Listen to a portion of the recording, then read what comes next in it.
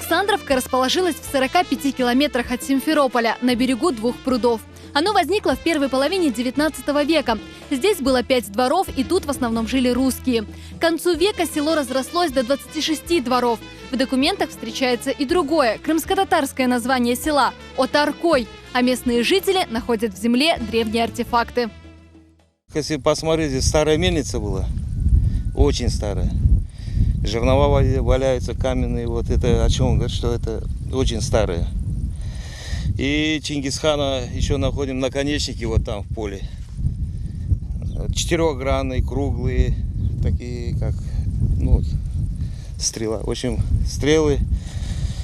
Немцы здесь тоже были. Там дальше где-то километра, наверное, 1,5 колодец есть. Очень старый тоже. Ришат Закирьяев приехал в Александровку в начале 90-х. Прожив здесь несколько лет, решил переехать поближе к цивилизации, в Новожиловку. Сейчас приезжает сюда навестить родственников. Застав нас, согласился провести экскурсию и показал местную достопримечательность – руины старой мельницы.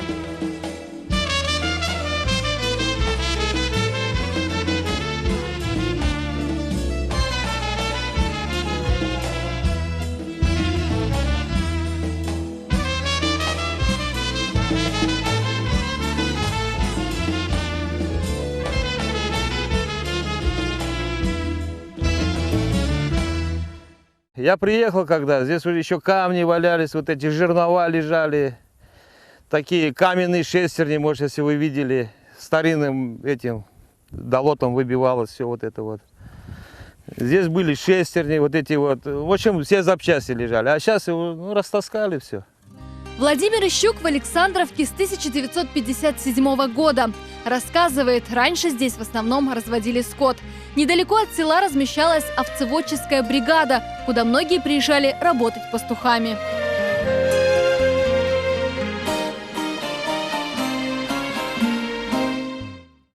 Отца перевели сюда бригадиром. Тут была овцеводческая бригада бригадиром. И нам дали тут, там в другом месте построили поселенский домик, и мы там жили. А потом отец рассчитался, попозже много. Пошел на карьер в Тургенево работать, и мы купили вот этот дом. И так здесь живем. Всего было больше немного. Только было переселенских домиков не было, этих построек новых. А были все это, старые дома. Вот были. Был тут клуб был. Привозили кино раз в неделю, кино, все собирались. Жили дружно раньше, не то, что сейчас живут. Алевтина Тесняк приехала в Александровку в 70-х. Около 30 лет проработала чабаном. Сегодня к ней приехали погостить сын с внуком. Я приехала к бабушке, мне здесь нравится. Я здесь подружился с друзьями. Когда я приезжаю к бабушке, я цветы поливаю, воды ношу, все делаю, что бабушка говорит. Жителям Александровки повезло. В отличие от многих других сел, вода у них есть круглосуточно.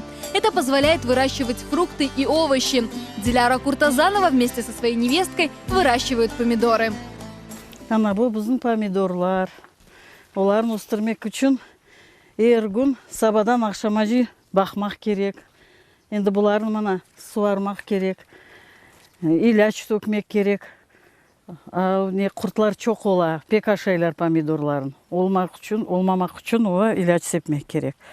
Эргун іште мына пасынка дейлер, пасынкаларын ұзып жүресін. Кроме работы в теплице, дел хватает и в огороде.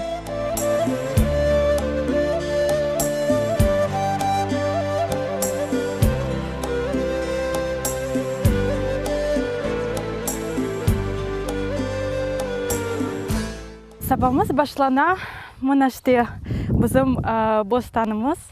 Помидордан ғайры біз остремыз, хапыста, хавуч, бубер бар, патыльджан. Правда, водопровод старый, и живительная влага доходит не до всех. Так идет у меня вода. Да. Потому что я согласна. Вот, смотрите, нету воды совсем. Хотя у нас воды кругом вода течет. Везде, со всех сторон. Проведите нам хорошую, сделайте водопровод. Пусть поставят счетчик, я буду заплатить за это, и я буду знать, что у меня будет вода напиться. Не то, что я не говорю там что-то полить. Хотя бы было попить, постирать, кушать сварить. Нынешняя Александровка – это одна улица из 9 домов. Живут здесь в основном люди преклонного возраста. Массово отсюда начали выезжать в 90-х из-за того, что негде было работать. Колхоздан hepsi boşalttılar.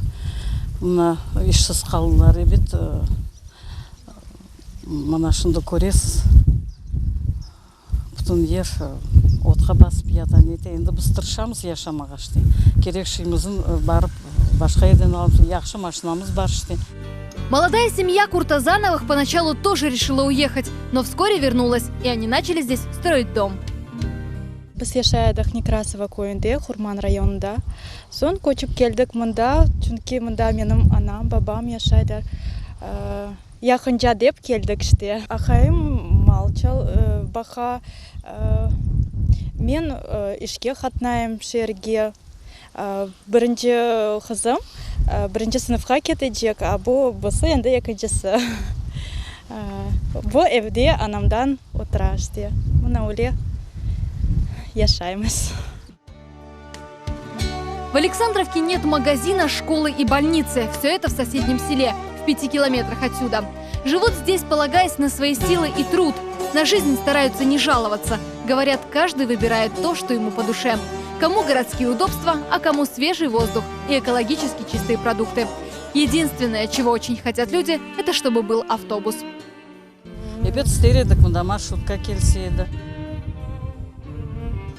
Хотя бы маршрутка келіп тұрса еді, керек-керге бар едік.